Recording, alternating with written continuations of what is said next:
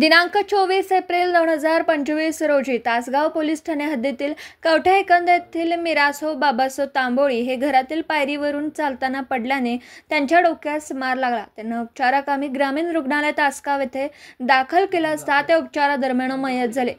ग्रामीण रुग्णालय तासगाव यांनी सदर बाबत तासगाव पोलीस ठाण्यास कळवल्याने त्या अनुषंगाने 53/2025 BNS 194 प्रमाणे मयत दाखल करण्यात आला होता।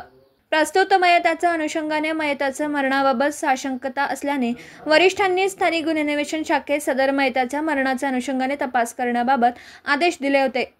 सदर आदेशाप्रमाणे पोलीस निरीक्षक सतीश शिंदे स्थानिक गुन्हे अन्वेषण शाखा यांनी स्थानिक गुन्हे अन्वेषण शाखेकडील सहाय्यक पोलीस निरीक्षक पंकज पवार व स्टाफ यांचा एक पथक तयार करून मयताचे मरणाच्या अनुषंगाने तपास करण्याबाबत सूचना दिल्या।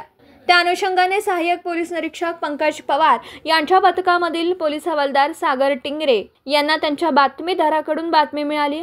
कवठे एकंद येथील मयत मिरासो बाबासो तांबोळी हे घरातील पायरीवरून चालताना पडल्याने डोक्यास मार लागून मयत झाले नसून त्यांचा पुतण्या सुभाष तांबोळी याने त्यांच्या डोक्यात काहीतरी मारून त्यांचा खून केला असून अपघाताचा बनाव केला होता। नमूद पथकाने मिळालेल्या बातमीप्रमाणे संशयित इसम सुभान उस्मान गनी तांबोळी वय वर्ष 23 राहणार कवठे एकंद तालुका तासगाव याची गोपनीय माहिती काढून त्याच्या हालचालीबाबत संशय निर्माण झाल्याने त्यास ताब्यात घेऊन त्याच्याकडे दाखल मयताच्या अनुषंगाने तपास केला असता त्याने त्याचा काका मिरासो बाबासो तांबोळी त्यास व त्याच्या आई वडिलांना नेहमी शिवीगाळ करीत असत व दिनांक 24 एप्रिल 2025 रोजी त्याच्या वडिलांना शिवीगाळ करीत असताना त्याचा राग आल्याने हाताने मारहाण करून खाली पाडून रागाच्या भरात जवळच असलेली चिनी मातीची बरणी त्यांच्या डोक्यात घालून त्यांचा खून केला होता।